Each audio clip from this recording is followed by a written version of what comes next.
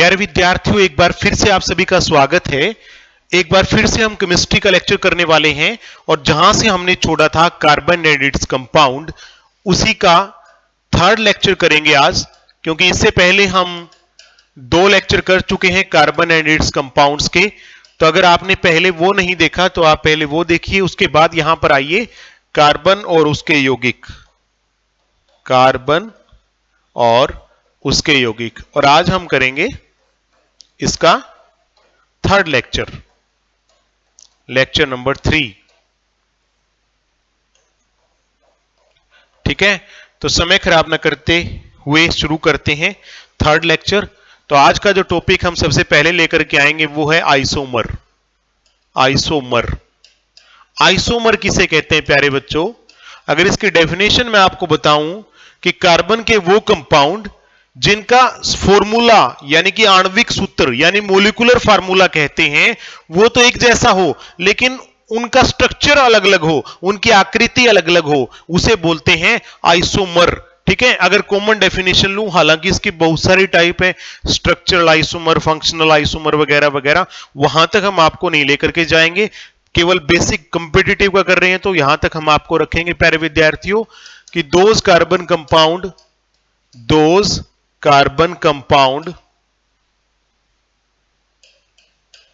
with those carbon compounds which have same molecular formula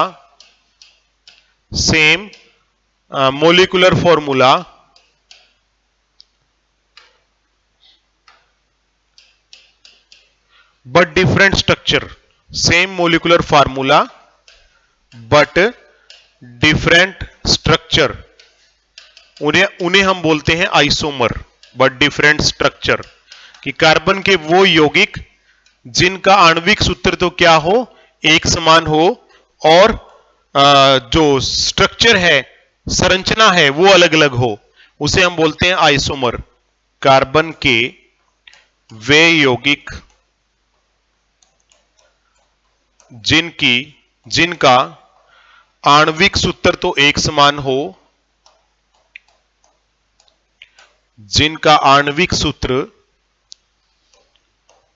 एक समान हो,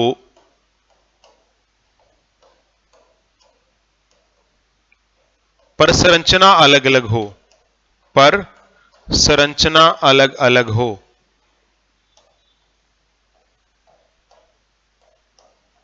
अलग अलग हो, उसे हम क्या बोलते हैं? आइसोमर कहते हैं प्यारे विद्यार्थियों। एग्जाम्पल लेकर के मैं आपको कराता हूं। जैसे पेंटेन मैंने आपको बताया था, पेंटेन के 3 आइसोमर हैं। कितने हैं? 3 आइसोमर हैं, यानी कि 3 इसके स्ट्रक्चर हैं। फार्मूला पेंटेन का क्या होता है बेटा? फार्मूला होता है 5 कार्बन होंगे तो 5 दूनी 10 और 2 12 हाइड्रोजन होंगे, यानी कि जितने कार्बन होते हैं उसके दुगुने से 2 ज्यादा हाइड्रोजन होते हैं अगर कार्बन कार्बन में सिंगल बॉन्ड यानी एक कला बंद हो। ये हम कर चुके हैं। तो पेंटेन के 3 आइसोमर है। कौन से? पेंटेन को ऐसे भी लिख सकते हैं 5 कार्बन, 1 2 3 4 और 5, इनमें 2 किनारों वालों पे 3 हाइड्रोजन होते हैं और बीच वालों में 2 तो कुल मिलाकर के अगर आप गिनोगे ना तो 5 कार्बन मिलेंगे और 12 हाइड्रोजन मिलेंगे। तो एक तो ये स्ट्रक्चर हो गया कि 5 कार्बन और कितने हाइड्रोजन? 12 हाइड्रोजन, 3 और 2 5 और 2 7, 2 9 और 3 12, इसे बोलते हैं एन पेंटेन। तो एक स्ट्रक्चर हो गया ये।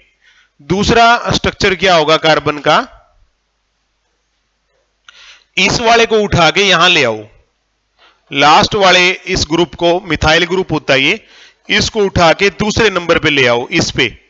तो इस पे क्या होगा? एक हाइड्रोजन यहां से निकल करके इस किनारे वाले पे चला जाएगा और ये पूरा का पूरा उठ के यहां आ जाएगा। ये वाला हाइड्रोजन निकल करके इसके पास चला जाएगा, यहां रह जाएंगे एक हाइड्रोजन, और ये पूरा का पूरा उठ के यहां आ गया प्यारे बच्चों, ये पूरा का पूरा उठ के यहां पे आ गया। तो ये देख लीजिए, ये बन गया CH2 और इसके पास CH3, क्योंकि इसमें 2 थे पहले, एक इससे ले लिया इसने, 3 हो गए, और ये पूरा का पूरा उठ के यहां पे आ गया। तो इसमें भी 5 कार्बन है और 12 हाइड्रोजन है। इसका नाम होता है प्यारे बच्चों आइसोपेंटेन। आइसोपेंटेन। तीसरा जो आइसोमर है इसका, एक और उठा के यहां ले आओ ऊपर। ठीक है, ये वाला हाइड्रोजन इसको दे दो और ये वाला उठा करके इसके ऊपर पटक दो। अब क्या बना, CH3C, इसके ऊपर एक और आ गया CH3, नीचे पहले से था, इसका जो हाइड्रोजन था यहां ट्रेवल कर गया, तो इसको हम बोलते हैं प्यारे बच्चों नियोपेंटेन। तो इस प्रकार अगर देखा जाए तो 5 कार्बन जिसको हम पेंटेन कहते हैं, उसके 3 स्ट्रक्चर हैं, यानी 3 आइसोमर हैं। तो ये था आइसोमर। तो आपको समझ में आ गया कि स्ट्रक्चर तो डिफरेंट है लेकिन फार्मूला सेम है सभी का, C5H12, इनको हम बोलते हैं isomer. Next topic is saturated and unsaturated. Saturated and unsaturated carbon compound. Unsaturated, प्यारे विद्यार्थियों आपने घी दूध देखा होगा, तेल भी देखा होगा और घी भी देखा होगा। जो तेल होता है ना वो होता है अनसैचुरेटेड और घी होता है सैचुरेटेड। डॉक्टर कहते भी हैं बार बार कि जो है ना सैचुरेटेड कम खाओ कम खाओ, तो वही करने वाले हैं हम। सैचुरेटेड और अनसैचुरेटेड क्या है, ठीक है, हिंदी में भी लिख देता हूं। संतृप्त और असंतृप्त कार्बनिक यौगिक, संतृप्त और असंतृप्त कार्बनिक यौगिक ये क्या है? कार्बनिक यौगिक। कार्बन के संतृप्त यौगिक कौन से हैं और असंतृप्त यानी अनसैचुरेटेड कौन से हैं? तो अब तक जो हमने पढ़ा है उसमें हमने 3 प्रकार के कार्बन कंपाउंड पढ़े, एक सिंगल बॉन्ड वाले, एक डबल बॉन्ड वाले और एक ट्रिपल बॉन्ड वाले। तो प्यारे विद्यार्थियों जो सिंगल बॉन्ड वाले हैं ना वो तो कहलाते हैं संतृप्त, एकल आबंध वाले, और डबल और ट्रिपल यानी द्वि और त्रि आबंध वाले कहलाते हैं संतृप्त। बिल्कुल सिंपल और कोई दिक्कत नहीं किसी प्रकार की। यहां लिख देता हूं सैचुरेटेड कौन से होते हैं प्यारे बच्चों, सैचुरेटेड संतृप्त कि वो कार्बन कंपाउंड जिनमें क्या होता है, वे कार्बन यौगिक जिनमें क्या होता है प्यारे बच्चों, सिंगल बॉन्ड होता है, एकल आबंध होता है। वे कार्बन यौगिक जिनमें एकल आबंध होता है, एकल आबंध, एकल आबंध यानी सिंगल बॉन्ड होता है, सिंगल बॉन्ड, कार्बन कार्बन एक ही बॉन्ड से जुड़ा होता है, तो उसे हम क्या कहते हैं, सैचुरेटेड यानी संतृप्त। और दूसरे कौन से हैं, दूसरे हैं प्यारे विद्यार्थियों अनसैचुरेटेड। अनसैचुरेटेड, अनसैचुरेटेड क्या होते हैं, जिसमें या तो डबल बॉन्ड हो या ट्रिपल बॉन्ड हो, असंतृप्त यानी कि वो कार्बन यौगिक जिसमें डबल या ट्रिपल बॉन्ड हो, वे कार्बन यौगिक, वे कार्बन यौगिक जिसमें या जिनमें द्वि अथवा त्रि, द्वि अथवा त्रि आबंध होता है, द्वि अथवा त्रि यानी कि डबल और ट्रिपल बॉन्ड, डबल या ट्रिपल बॉन्ड द्वि या त्रि आबंध होता है, उन्हें क्या कहते हैं, उन्हें हम बोलते हैं प्यारे बच्चों अनसैचुरेटेड। हालांकि इनको आपस में एक दूसरे में बदला भी जा सकता है, उसके लिए भी मैं आपको बताऊंगा कि कौन कौन सी रिएक्शन है, कार्बन कौन कौन सी रिएक्शन शो करता है। तो 2-3 हैं वो मैं आपको बता देता हूं। प्रॉपर्टीज ऑफ कार्बन में हम करेंगे कि कार्बन कौन कौन सी प्रॉपर्टी शो करता है, प्रॉपर्टीज कौन सी प्रॉपर्टी कर रहे हैं हम, इनकी केमिकल कर रहे हैं कि कौन कौन सी रिएक्शन करता है carbon, chemical properties of carbon, carbon के रासायनिक गुणधर्म, कार्बन के रासायनिक गुणधर्म में हम करेंगे कार्बन के रासायनिक गुणधर्म, रासायनिक, रासायनिक गुणधर्म, इसमें हम करेंगे प्यारे बच्चों, ठीक है। कार्बन की कुछ केमिकल प्रॉपर्टीज का जिक्र, पहली तो ये है कि सारे के सारे कार्बन जो जितने भी यौगिक हैं वो उनका दहन यानी कंबस्टन हो सकता है, बड़ी आसानी से वो जल सकते हैं। सभी कार्बनिक यौगिक जल करके कार्बन डाइऑक्साइड और जल उत्पन्न करते हैं, सारे के सारे। जैसे मीथेन को ले लो, मीथेन को अगर आप जलाओगे ना ऑक्सीजन की प्रेजेंस में तो क्या बनेगी, कार्बन डाइऑक्साइड, वाटर बाहर निकलेगा और हीट बाहर निकलेगी, ऊष्मा, ऊष्मा क्या होती है, हीट, हीट बाहर निकलेगी, गर्मी निकलेगी। जलेगा तो कोई भी चीज है हीट तो निकलेगी ना, कोई भी चीज जलेगी तो हीट तो निकलेगी, उसमें तो कोई डाउट ही नहीं है। तो प्यारे विद्यार्थियों होगा क्या,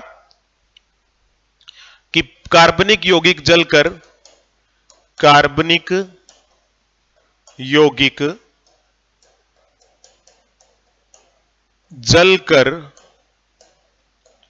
जलकर क्या प्रोड्यूस करते हैं? कार्बन डाइऑक्साइड, जल और ऊष्मा पैदा करते हैं। ऊष्मा यानी हीट, जल यानी वाटर और ऊष्मा यानी हीट पैदा करते हैं। तो ये सारे के सारे जल जाते हैं। मीथेन तो आपको पता ही है, गोबर गैस है तो जलने में यूज की जाती है। इसी प्रकार जो ब्यूटेन है एलपीजी में होती है वो भी बड़ी अच्छी तरीके से जलती है, बिना पोल्यूशन के जलती है। तो ये सारे के सारे कार्बनिक यौगिक जल करके कार्बन डाइऑक्साइड, जल और ऊष्मा उत्पन्न करते हैं। दूसरी प्रॉपर्टी ये क्या शो करते हैं प्यारे बच्चों? एडिशन रिएक्शन यानी कि संकलन अभिक्रिया, संकलन। और प्यारे विद्यार्थियों इसी को ना हम एक और नाम से भी जानते हैं, कई बार एग्जाम के अंदर आता है हाइड्रोजनीकरण, वो भी यही है, हाइड्रोजिनेशन रिएक्शन यानी कि हाइड्रोजनीकरण अभिक्रिया, हाइड्रोजनीकरण अभिक्रिया। एक ही बात है प्यारे बच्चों, क्योंकि इसमें हाइड्रोजन ऐड होती है। तो इसमें क्या होता है, जैसे तेल, डालडा घी देखा होगा आपने, वो वनस्पतियों से बनता है यानी तेलों से बनता है। तो उन तेलों के अंदर निकल गुजार करके और हाइड्रोजन ऐड करके तेल से घी बड़ी आसानी से बना सकते हैं। इसे हम बोलते हैं एडिशन रिएक्शन। मैं करके दिखा देता हूं। मान लीजिए आपके पास है प्यारे विद्यार्थियों असंतृप्त हाइड्रोकार्बन। असंतृप्त कौन से होते हैं? जिसमें डबल बॉन्ड हो। जैसे प्यारे विद्यार्थियों ये है आपके पास, ठीक है, इसमें कार्बन कार्बन में क्या है? डबल बॉन्ड है ना। तो इसको बोलते हैं तेल, या तेल बोलेंगे आमतौर पर। तो जब इसमें हाइड्रोजन ऐड की जाती है प्यारे बच्चों और निकल गैस गुजारी जाती है, तो ये जो डबल बॉन्ड टूट करके सिंगल बॉन्ड बन जाएगा प्यारे बच्चों। दो थे ना, दो से एक रह गया, तो अब ये क्या बन गया प्यारे बच्चों? घी बन गया। ये क्या था? डबल बॉन्ड वालों को क्या कहते हैं? असंतृप्त कहते हैं, यानी अनसैचुरेटेड। असंतृप्त यानी अनसैचुरेटेड, थोड़ी देर पहले ही पढ़ा था। तो अगर इसको हमें सैचुरेटेड में बदलना हो प्यारे बच्चों, तो हम क्या करेंगे? हाइड्रोजन ऐड करेंगे और निकल गुजारेंगे, तो हम इसको तेल को घी में बदल सकते हैं। और ऐसे रिएक्शन को हम कहते हैं एडिशन रिएक्शन। यहां पे मैं लिख देता हूं, संकलन अभिक्रिया में संकलन यानी एडिशन रिएक्शन, ब्रैकेट में लिखना पड़ेगा क्योंकि बच्चे दोनों मीडियम के हैं।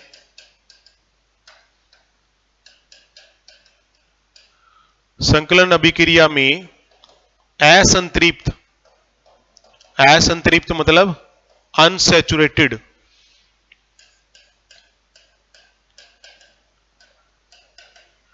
कार्बनिक यौगिकों को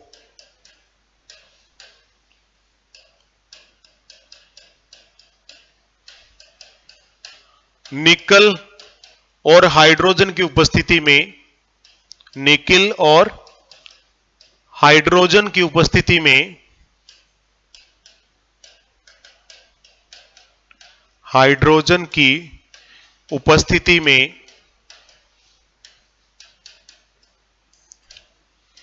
संतृप्त हाइड्रोकार्बन में बदला जाता है। संतृप्त यानी सैचुरेटेड कार्बनिक यौगिकों में बदला जाता है, सैचुरेटेड कार्बनिक यौगिकों में बदला जाता है। तो यानी कि डबल बॉन्ड वालों को या ट्रिपल बॉन्ड वालों को सिंगल वाले में बदलना। पेपर में आता क्या है वो बता देता हूं आपको, बदला जाता है। पेपर में पूछा जाएगा कि इसमें से किस किस में संकलन अभिक्रिया होगी। तो मैं यहां पर एग्जांपल दे देता हूं, एक टेबल बना देता हूं। क्वेश्चन क्या आएगा पेपर में? इनमें से किस में संकलन अभिक्रिया होगी, इनमें से किस में संकलन अभिक्रिया होगी। तो मैं आपको एग्जांपल दे देता हूं और उसमें से आपको छांटना है। संकलन अभिक्रिया होगी,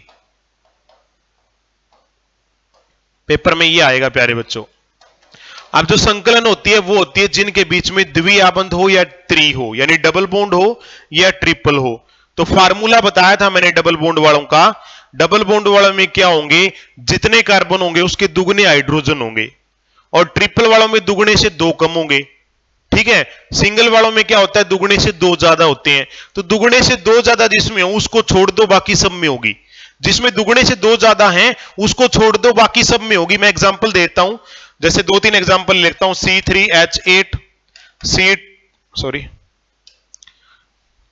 C3H8 C2H2 C3H6 C4H10 C5H12 C6H12 C7H16 C7H14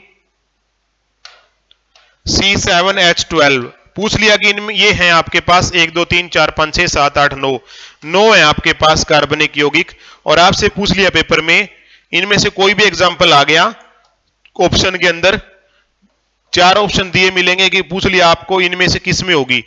तो प्यारे विद्यार्थियों कार्बन गिन लो, किसमें कितने हैं। इसमें 3 है, इसमें 2 है, इसमें 4 है, इसमें 5 है। तो जिसमें कार्बन से दुगने से 2 ज्यादा हाइड्रोजन है उसमें तो होगी नहीं, और बाकी सब में होगी। जिसमें भी कार्बन के दुगने से 2 ज्यादा हाइड्रोजन है वो सिंगल बॉन्ड वाले हैं, तो उनमें होगी नहीं। ये मैंने आपको केमिस्ट्री के जो पहला लेक्चर करवाया था ना इसका कार्बनिक यौगिकों का, ये 3rd लेक्चर चल रहा है। तो फर्स्ट लेक्चर में बता दिया था कि सिंगल बॉन्ड वालों के जो कहते हैं उनको कहते हैं एल्केन, तो एल्केन में नहीं होगी। तो अब ये देख लो कि दुगने से 2 ज्यादा किस में है, उसमें नहीं होगी, तो नहीं वाले छांट लो। ये है 3 दूनी 6 और 2 8, दुगने से 2 ज्यादा, तो इसमें नहीं होगी। ठीक है, इसमें दुगने से 2 कम है हो जाएगी, इसमें दुगने ही है तो हो जाएगी। इसमें 4 दूनी 8 और 2 10, दुगने से 2 ज्यादा है नहीं होगी। इसमें भी दुगने से 2 ज्यादा है नहीं होगी। इसमें दुगने हैं तो इसमें हो जाएगी। इसमें दुगने से 2 ज्यादा है, 7 दूनी 14 और 2 16, तो इसमें भी प्यारे विद्यार्थियों नहीं होगी। इसमें दुगने हो जाएगी और इसमें दुगने से 2 कम है हो जाएगी। तो जिसमें दुगने से 2 ज्यादा उसमें नहीं होगी। तो ये मैंने निशान लगा दिया कि किस में होगी और किस में नहीं होगी, तो बड़ी आसानी से आप इसको छांट सकते हो। नेक्स्ट है जो रिएक्शन शो करता है कार्बन, वो है सब्स्टिट्यूशन रिएक्शन। सब्स्टिट्यूशन रिएक्शन यानी कि प्रतिस्थापन अभिक्रिया। प्रतिस्थापन अभिक्रिया, सब्स्टिट्यूशन रिएक्शन। क्रिकेट आप में से कितने लोग देखते होंगे, उन्हीं से ये क्वेश्चन पूछता हूं।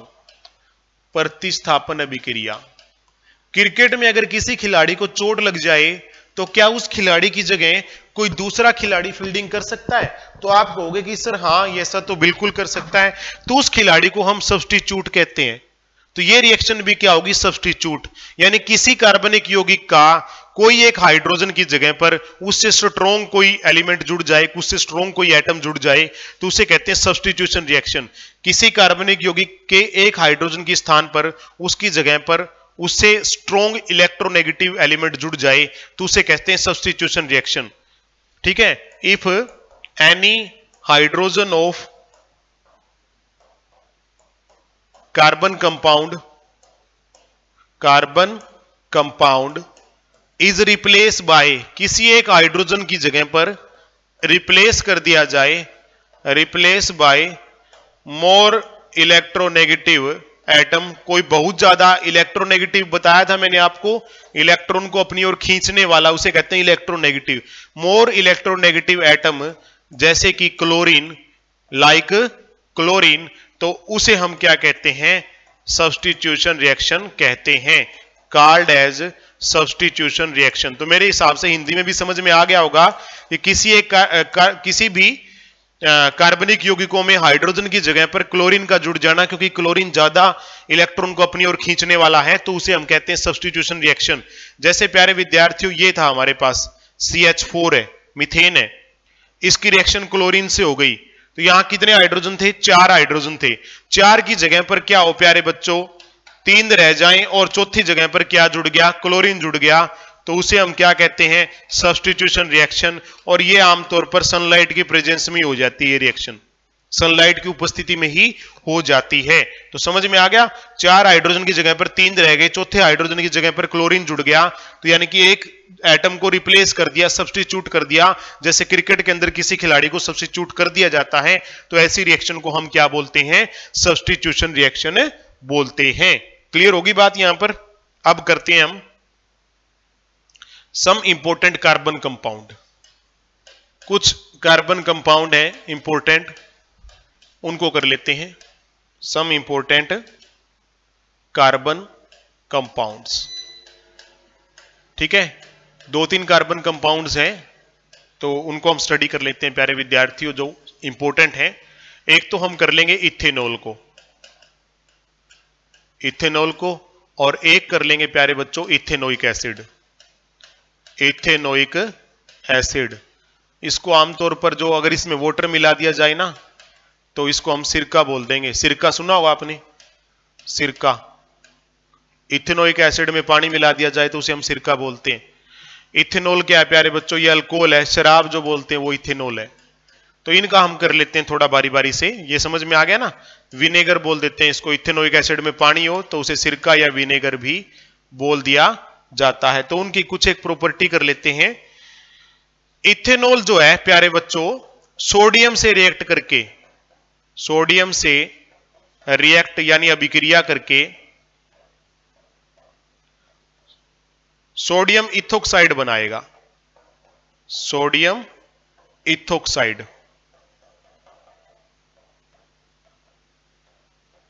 और ये बनाएगा, ये इथेनोइक एसिड सोडियम से अभिक्रिया करके सोडियम एथेनोइड बनाएगा। 2-3 अभिक्रिया कर लेते हैं, ज्यादा लंबा लेके नहीं जाएंगे। सोडियम से रिएक्ट यानी अभिक्रिया करके सोडियम एथेनोइड बनाएगा। सोडियम एथेनोइड बनाएगा। ठीक है, करके दिखा देता हूं आपको, करके दिखा देता हूं एक, चल पड़ भाई। तो ये है एथेनॉल का फार्मूला होता है प्यारे बच्चों, CH3CH2OH, या फिर ऐसे भी लिख सकते हो C2H5OH। एक ही बात होती है, खोल के इसको लिख दिया मैंने, C2 है और H5 है, एक ही बात है। एथेनोइक एसिड का होता है CH3COOH। ये मैं आपको पहले करवा चुका हूं, जब इसकी नेमिंग करवाई थी IUPAC, तब हो चुका है ये। तो सोडियम से अभिक्रिया करेगा ये, तो यहां से ये ऑक्सीजन और हाइड्रोजन अलग अलग हो जाएंगे प्यारे बच्चों, और इसकी जगह सोडियम जुड़ जाएगा। तो क्या बना, CH3CH2O, O था ना तो हाइड्रोजन अलग हो गया, इसकी जगह सोडियम जुड़ गया, तो ये हो गया सोडियम इथोक्साइड, और हाइड्रोजन हो गया अलग। तो ये है। इसी प्रकार इसमें है एथेनोइक एसिड है, CH3COOH है, सोडियम से किया तो ये वाला अलग हो जाएगा, इसकी जगह सोडियम जुड़ जाएगा। तो क्या बना, CH3COONA और प्लस H2। बैलेंस करने के लिए मैं यहां पर 2 लगा देता हूं प्यारे बच्चों, इधर भी 2 और इधर भी 2, ये थोड़ा बैलेंस हो गया इसमें, समझ में आ गया। यहां भी 2 लग जाएगा, इधर भी 2 और इधर भी 2, ये बैलेंस करने के लिए लगाया जाता है और कुछ नहीं। ठीक है, तो सोडियम से अभिक्रिया। अब ये आपस में मिलके क्या बनाते हैं, ये और ये मिल जाए तो ऐसा पदार्थ बनता है जिसमें फलों की सुगंध आती है, उसे बोलते हैं एस्टर।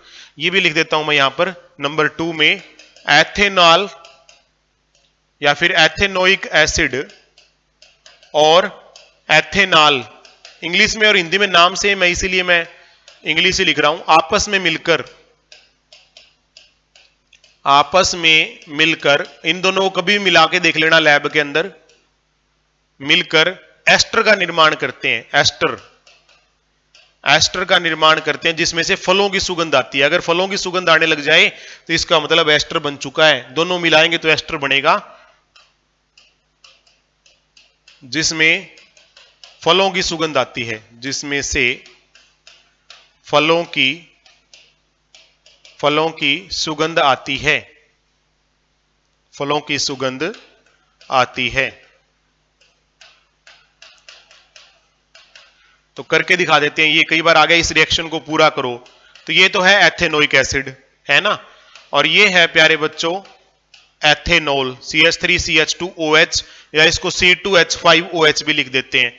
तो होगा क्या, यहां से तो H निकल जाएगा इसका, और इसका OH, और ये दोनों आपस में जुड़ जाएंगे, जोड़ दो इनको, तो क्या बना, CH3COO, यहां से आ गया ये, और इधर से क्या आ गया, CH2CH3, ये बन गया प्यारे बच्चों एस्टर। ये क्या बन गया, एस्टर बन गया। और H और OH निकल गया था ना, H और OH मिलके H2O यानी वाटर बन गया। तो इस प्रकार अगर दोनों को मिला दिया जाए, एथेनोइक एसिड और एथेनॉल को, तो एस्टर बनता है जिसमें से फलों की सुगंध आती है। अब क्वेश्चन एक दो और आ जाते हैं, क्वेश्चन एक दो और आ जाते हैं, ठीक है। पेपर के अंदर दो क्वेश्चन, एक दो क्वेश्चन मैं आपको बता देता हूं कि कौन कौन से और आ सकते हैं। कि एथेनॉल, एथेनॉल को एथेनोइक एसिड में कैसे बदला जा सकता है? क्या आपस में एक दूसरे को बदल सकते हैं? बदल सकते हैं। एसिड में कैसे बदला जा सकता है? तो उसके लिए जो काम करना पड़ता है, जो रिएक्शन करवानी पड़ती है, उस रिएक्शन का नाम है, उस रिएक्शन का नाम है, पहले तो आंसर आएगा हां, और रिएक्शन का नाम है ऑक्सीडेशन द्वारा। ऑक्सीडेशन यानी अपचयन। बार बार बता चुके हैं ऑक्सीडेशन क्या है, तो स्टार्टिंग से जो कर रहे हैं वो बच्चों को पता है कि ऑक्सीजन किसी को देना ऑक्सीडेशन कहलाता है। तो ऑक्सीडेशन द्वारा, तो ये एथेनॉल है, CH3CH2OH। तो कोई एक ऐसा पदार्थ डालना पड़ता है रिएक्शन में जो ऑक्सीजन दे दे। तो या तो वो डालो पोटेशियम डाइक्रोमेट K2Cr2O7, ठीक है, या डाल दो KMnO4 पोटेशियम परमैंगनेट, लाल दवाई जिसको बोलते हैं। तो इन दोनों में से कोई भी डाल दोगे तो ये इथेनॉल बदल जाएगा एथेनोइक एसिड में, ठीक है, बन गया ना एथेनोइक एसिड, एथेनॉल बन जाएगा एथेनोइक एसिड में। दूसरा क्वेश्चन आ जाता है प्यारे बच्चों कि जब हम एथेनॉल में तेजाब डाल देते हैं सल्फ्यूरिक एसिड, तो क्या होगा? ठीक है, क्या होगा यदि एथेनॉल,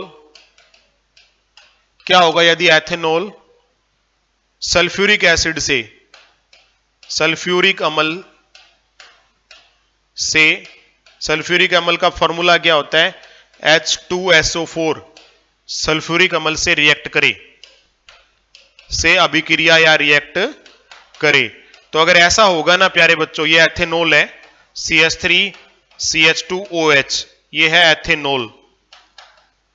तो अगर ये सल्फ्यूरिक एसिड से रिएक्ट करेगा तो इसमें से वाटर निकल जाएगा, डिहाइड्रेशन हो जाएगी और ये बन जाएगा इथीन, यानी कि असंतृप्त हाइड्रोकार्बन बन जाएगा इथीन। पेपर में ये भी आ जाता है कि कैसा कंपाउंड बनेगा, तो अनसैचुरेटेड यानी कि असंतृप्त बनेगा पदार्थ। कैसा बनेगा? असंतृप्त। तो प्यारे विद्यार्थियों, ये था कुछ एक रिएक्शंस जो आपको बताने जरूरी थे। सभी कराने की आवश्यकता नहीं है, जो इंपॉर्टेंट है वो आपको बताने जरूरी थे, तो मैंने आपको ये करवा दिए। उसके बाद हम लेके चलते हैं आपको कि साबुन क्या होती है प्यारे बच्चों। साबुन, साबुन बनती कैसे है? साबुन कैसे बनती है? साबुन बनती है प्यारे बच्चों, साबुन तेल या वसा की सोडियम हाइड्रोक्साइड, सोडियम हाइड्रोक्साइड से रिएक्शन करने पर प्राप्त होती है। सोडियम हाइड्रोक्साइड यानी कास्टिक सोडा बोल सकते हो आप इसको, NaOH, हिंदी में कास्टिक सोडा भी बोल सकते हैं, दोनों लिख देता हूं मैं, कास्टिक सोडा। तेल या वसा की कास्टिक सोडा से अभिक्रिया करने पर प्राप्त होती है, यानी कि तेल या वसा में कास्टिक सोडा डाल के गर्म कर लो, साबुन बन जाएगी, घर बैठे बना सकते हो, कोई मुश्किल काम नहीं है ये, ठीक है, बिल्कुल सिंपल है, अभिक्रिया करने पर प्राप्त होती है।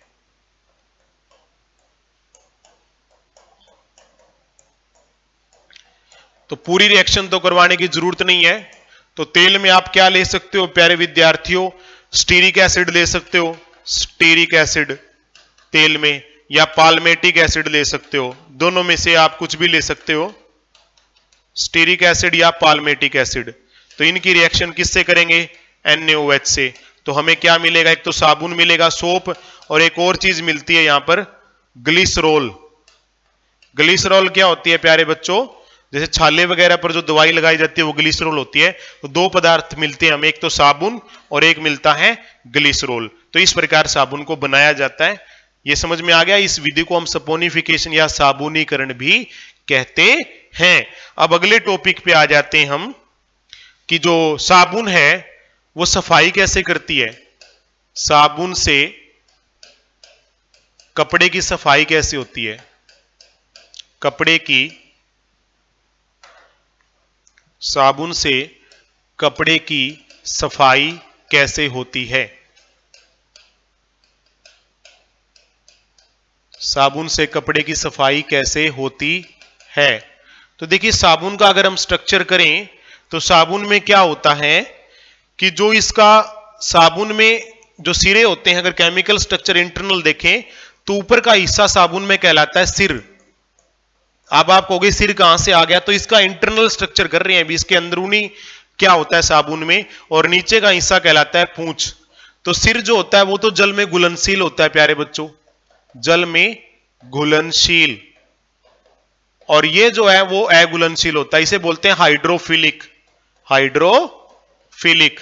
और जो नीचे का होता है वो होता है जल विरागी, जो ना घुलने वाला, तो ये इसको बोलते हैं हाइड्रोफोबिक।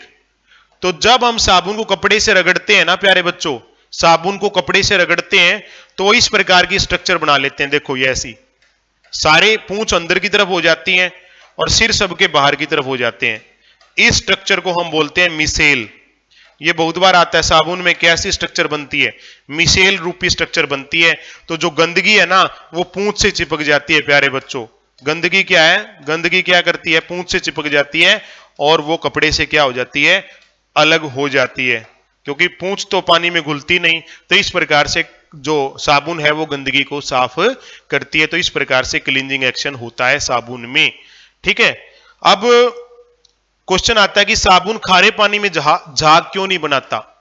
साबुन खारे पानी में झाग क्यों नहीं बनाता? खारे पानी में क्यों इसका इस्तेमाल नहीं कर सकते? खारे पानी में इस्तेमाल, साबुन को खारे पानी के साथ या खारे पानी में इस्तेमाल क्यों नहीं कर सकते? क्यों नहीं कर सकते? इसके पीछे का रीजन मैं आपको बताता हूं। क्योंकि खारे पानी में क्या होता है, कैल्शियम और मैग्नीशियम के लवण होते हैं। आंसर क्या है, खारे पानी में कैल्शियम या मैग्नीशियम के लवण होते हैं। कैल्शियम या मैग्नीशियम के, कैल्शियम या मैग्नीशियम के साल्ट होते हैं। लवण मींस क्या होता है, साल्ट। कैल्शियम या मैग्नीशियम के लवण, लवण यानी साल्ट होते हैं। तो जब हम साबुन को खारे पानी में डालते हैं प्यारे विद्यार्थियों कपड़े धोने के लिए, तो ये क्या करते हैं, तथा ये साबुन से अभिक्रिया करके, साबुन से अभिक्रिया करके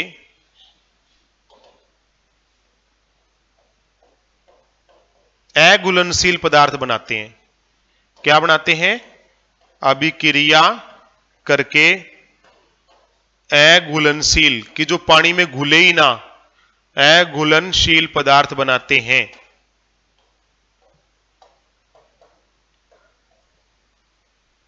पदार्थ बनाते हैं, तो जो घुलने वाली चीज बनेगी नहीं, ठीक है, जिसके कारण साबुन तो घिस जाती है पर कपड़े साफ नहीं होते, जिसके कारण, क्योंकि अघुलनशील पदार्थ बनेंगे, घुलेगी नहीं तो साबुन घिसती रहेगी, कपड़े साफ होंगे नहीं, जिसके कारण साबुन तो घिस जाती है पर कपड़े साफ नहीं होते। साबुन घिस जाती है पर झाग नहीं बनते, ये लिख सकते हो, जाती है पर झाग नहीं बनते, झाग नहीं बनते। ठीक है, अगर आपको झाग बनानी है तो आपको यूज करना पड़ेगा प्यारे बच्चों डिटर्जेंट, डिटर्जेंट यूज करना पड़ेगा, यानी कि अपमार्जक यूज करना पड़ेगा खारे पानी के लिए। दोनों में अंतर क्या है प्यारे बच्चों, साबुन और अपमार्जक में? अपमार्जक यानी डिटर्जेंट, अपमार्जक, तो दोनों में अंतर क्या है? ठीक है, यह खारे पानी में झाग बनाता है भाई, यह खारे पानी में भी झाग बनाता है, झाग बनाता है।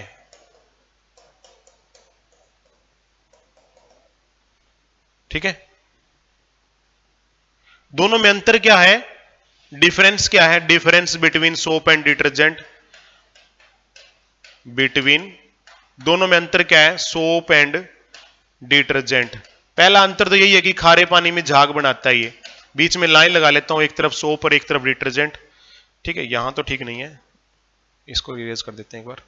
यहां लाइन लगा लेते हैं, एक तरफ लिख लेते हैं सोप यानी साबुन, दूसरी तरफ लिख लेते हैं डिटर्जेंट यानी अपमार्जक। तो दोनों में अंतर क्या है? पहला अंतर तो यही है कि ये खारे पानी में झाग बनाता है, वो नहीं बनाता। उसके अलावा ये जो होते हैं ये कार्बनिक, ये कार्बोनेट यौगिकों के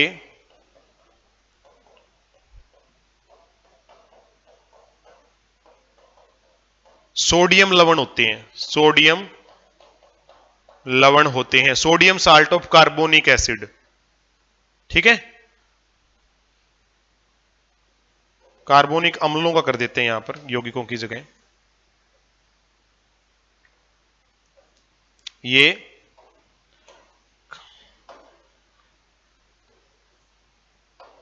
ये कार्बोनिक अम्लों के, कार्बोनिक अम्लों के, ये किससे मिलकर बनते हैं? कार्बोनिक अम्ल प्लस सोडियम, बताया था ना कास्टिक सोडे के साथ रिएक्ट करके। सोडियम, कार्बोनिक अम्लों के सोडियम लवण होते हैं। और ये किसके होते हैं? क्योंकि पेपर में आ जाता है कि ये किसके बने हुए हैं, ये सल्फोनिक अम्ल के हैं। ये वो कार्बोनिक के हैं, ये सल्फोनिक अम्लों के सोडियम लवण है तो इनमें भी सोडियम, लेकिन इनमें कार्बोनिक है, ये सल्फोनिक है। SO3 बोलेंगे इसको। सल्फोनिक अम्लों के सोडियम लवण होते हैं, सोडियम लवण होते हैं। दूसरा क्या है कि ये मैंने आपको बता दिया, खारे पानी में झाग नहीं बना सकते, ये खारे पानी में झाग नहीं बनाती, खारे पानी में झाग नहीं बनाती, और ये बना लेता है।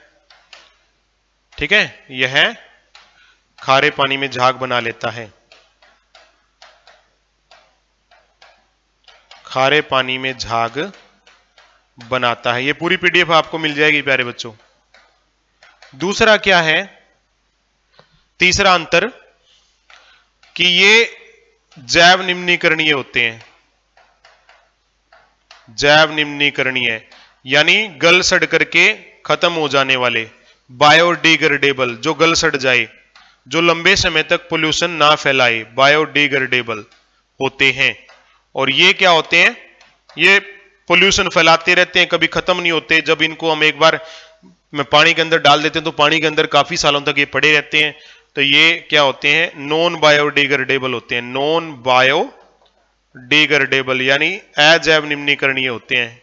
यानी ये कभी भी, ब्रैकेट में लिख देता हूं, अजैव निम्नीकरणीय, अजैव निम्नीकरणीय होते हैं, मतलब जो गल सड़ करके खत्म ना हो, होते हैं। तो ये अंतर था प्यारे विद्यार्थियों साबुन में और डिटर्जेंट में, यानी सोप में और अपमार्जक में। ठीक है, तो इस प्रकार से आप पूरा का पूरा हमारा जो टॉपिक था आज का प्यारे विद्यार्थियों वो यहां पर खत्म होता है। अगर मैं स्टार्टिंग से बताऊं तो हमने ये बताया कि कार्बन क्या है, कार्बन की संयोजकता क्या है, कार्बन के एलोट्रोप क्या है, उसके बाद कार्बन किस किस से क्या रिएक्ट करता है, कार्बन का IUPAC नेम क्या है, फंक्शनल ग्रुप क्या है, आइसोमर क्या है। ठीक है, उसके बाद हमने बताया सैचुरेटेड और अनसैचुरेटेड क्या है, कुछ इंपॉर्टेंट कार्बन कंपाउंड आपको करवाए, कुछ रिएक्शन करवाई, सब्स्टिट्यूशन रिएक्शन, एडिशन रिएक्शन। उसके बाद आपको सोप बताया, सोप किस प्रकार से कपड़े की सफाई करती है वो आपको बताया, डिटर्जेंट के बारे में बताया, खारे पानी में साबुन झाग क्यों नहीं बनाती ये भी आपको बताया, एस्टर क्या होते हैं ये बताया, और लास्ट के अंदर हमने आपको ये भी बताया प्यारे विद्यार्थियों कि सोप और डिटर्जेंट में क्या अंतर है। ये कार्बोनिक एसिड के बने होते हैं, ये सल्फोनिक एसिड के बने होते हैं, मेन डिफरेंस तो ये है। दूसरा ये भी है कि ये खारे पानी में झाग नहीं बनाती और वो बना लेती है। तो पूरा का पूरा कार्बन कंपाउंड हमारा यहां पर खत्म होता है। नेक्स्ट के अंदर हम नेक्स्ट लेक्चर को लेकर के आएंगे, फ्रेश लेक्चर को। तब तक के लिए थैंक यू वेरी मच प्यारे विद्यार्थियों, जय हिंद। इसी प्रकार से आप तैयारी करते रहो, अपनी तैयारी को पुख्ता कीजिए, पूरी की पूरी साइंस को आप हमारे साथ जुड़ करके पूरे अच्छे तरीके से कर लीजिए, इस प्रकार से कि जो बिल्कुल नॉन साइंस बैकग्राउंड के हैं वो भी साइंस को समझ जाएं। Thank you very much. जय हिंद।